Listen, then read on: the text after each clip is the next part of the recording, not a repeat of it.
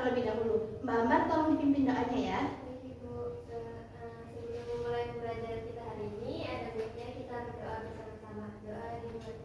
Bismillahirrahmanirrahim. Raditu billahi robba wa bil islami dina wa bi Muhammadin nabiyya wa rasulah. Rabbi zidni ilma warzuqni fahma. Amin. Oke, baik, sekarang Ibu absen terlebih dahulu ya. Ini masuk semua atau ada yang nggak masuk hari ini? Ada semua. Semua ya. Lihat kiri kanannya ada. Ada Ibu, ada. Ya, alhamdulillah. Berarti nggak ada yang sakit ya. Nah, kemarin kita udah belajar apa? Ada yang ingat? Belajar apa? Belajar tentang wafatnya Nabi Muhammad SAW. Nah, setelah Nabi Muhammad SAW wafat, Nabi Muhammad kan diganti ini sama sahabat-sahabatnya. Ada yang tahu nggak sih keempat sahabat Nabi yang jadi Khulafaur Rasyidin atau pemimpin setelah Nabi Muhammad? Ada tahu? Siapa aja? Ayo. Ibu Ali. Ali, oke. Siapa lagi? Abu Bakar. Oke. Siapa lagi? Nggak tahu. Nggak tahu. Oke. Kita akan masuk hari ini ke materi Khulafaur Rasyidin.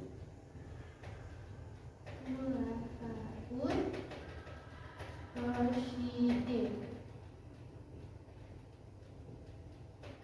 Apa itu Khulafaur Rasyidin? Ada yang tahu? Nggak Tahu. Oke, Khulafaur Rasyidin adalah pemimpin bijaksana yang menggantikan Nabi Muhammad SAW. Jadi mereka tuh dari sahabat-sahabat Nabi yang dekat sama Nabi. Jadi mereka udah ngikutin nih perjalanan hidup Nabi gitu bareng-bareng sama Nabi. Nah, mereka ada 4. Yang pertama, siapa tadi? Ali. Yang pertama Abu Bakar dulu ya. Oh, Abu Bakar.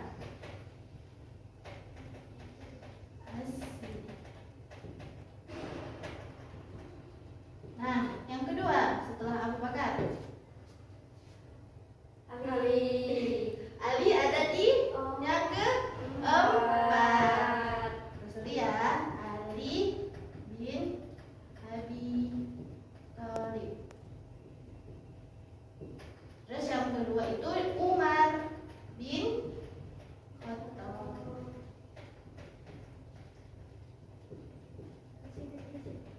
Yang ketiga, tadi ada yang bilang kayaknya siapa tadi? Nah, betul, Utsman bin Affan.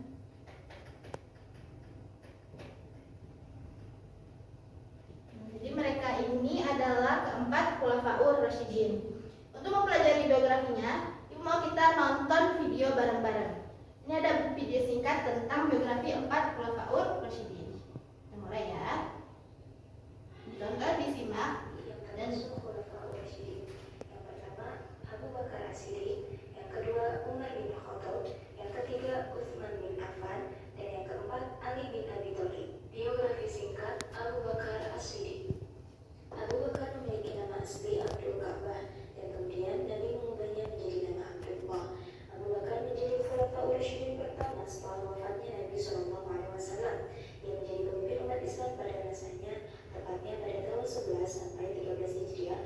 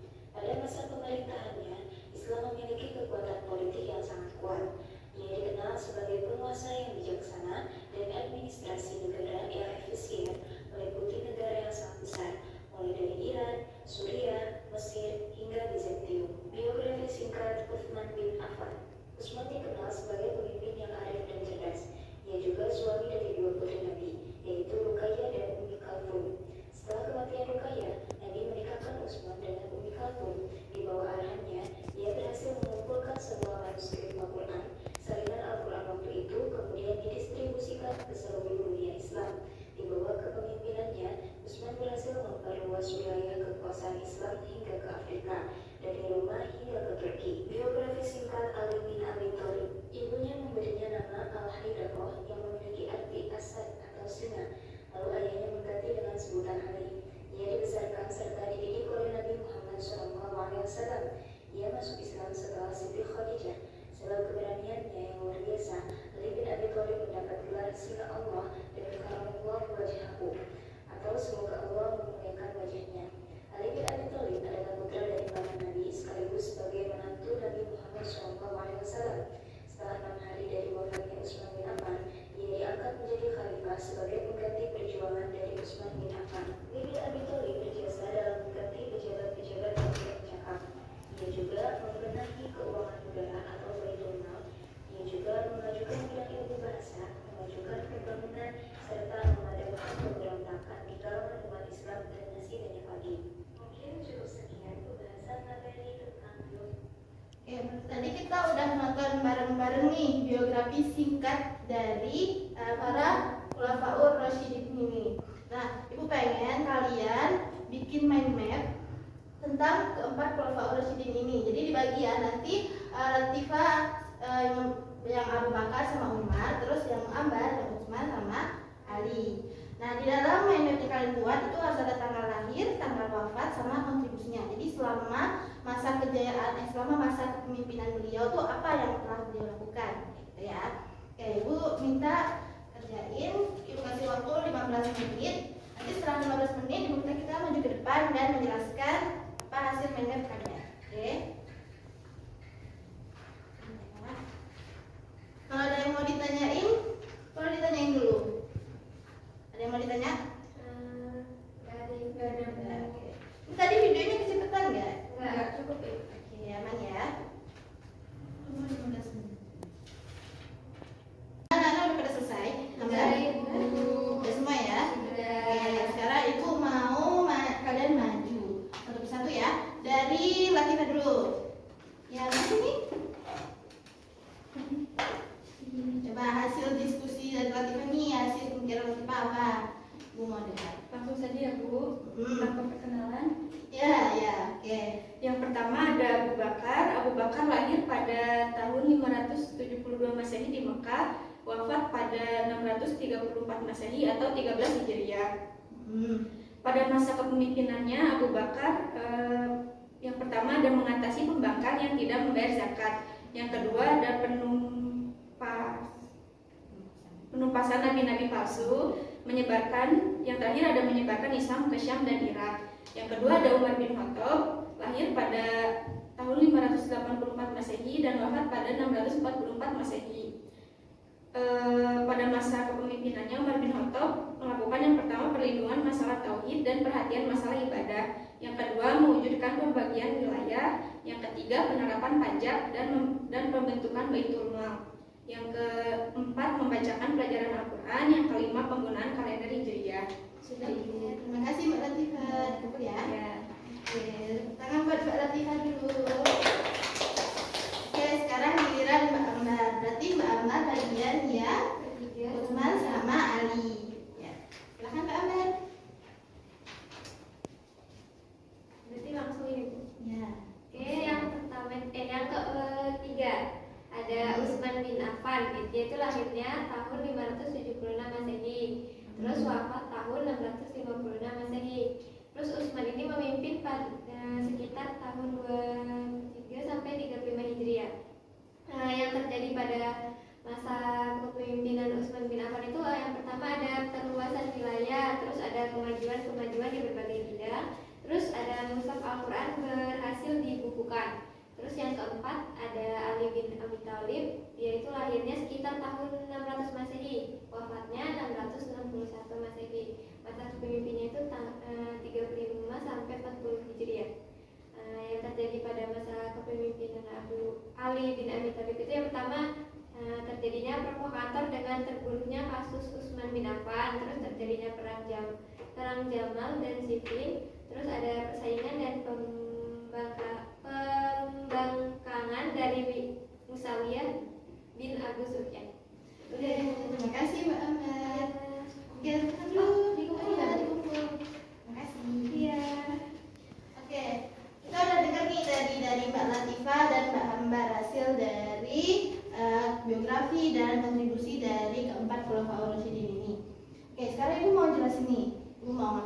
kesimpulan dari semua yang telah kita jelasin.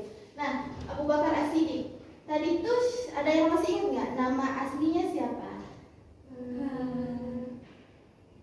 Ayo. Lupa ibu. Ayo, yang ada di Mekah, yang biasanya orang kalau haji. Ayo. Bukan. Abdul Ka'bah. Oke. Jadi beliau itu nama aslinya Abu Ka'bah.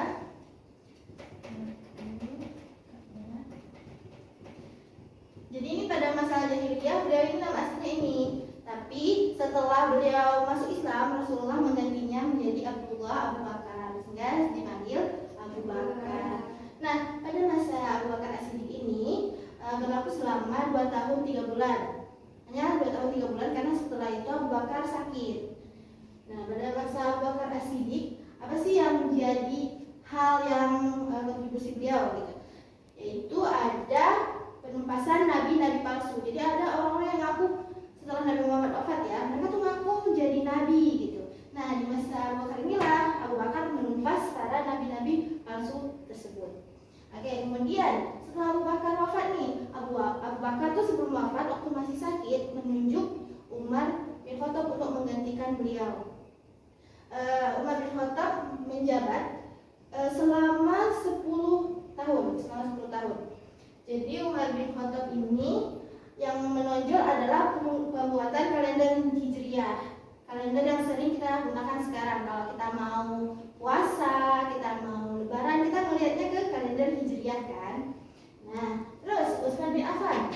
Setelah Umar bin Khattab meninggal, digantikanlah dengan Utsman bin Affan. Di masa Utsman bin Affan ini, yang paling menonjol itu apa? Ada yang tahu? Ya, betul, Ambar. Yang memushafkan Al-Quran dan menyebarkannya. Jadi Al-Quran yang bisa kita baca sekarang itu dimushafkan oleh siapa? Pada masa Utsman bin Affan. Nah, yang terakhir ada Ali bin Abi Thalib. Di zaman Ali bin Abi Thalib inilah banyak sekali sebenarnya pembangkangan dari salah satunya ya dari Muawiyah. Terus masih banyak dari perang-perang juga karena sudah jauh ya dari Rasulullah. Jadi mereka sudah ini. Jadi setelah Utsman bin Affan wafat digantikan oleh Ali bin Abi Thalib. Jadi tadi siapa aja?